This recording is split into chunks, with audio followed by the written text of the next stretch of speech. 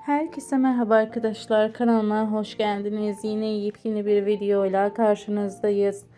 Barış Baktaş ve Yağmur Yüksel'in hayranları sosyal medyada yepyeni kareler paylaştı. Biz de anında sizlerle paylaşıyoruz. Umarım videomuzu beğenirsiniz.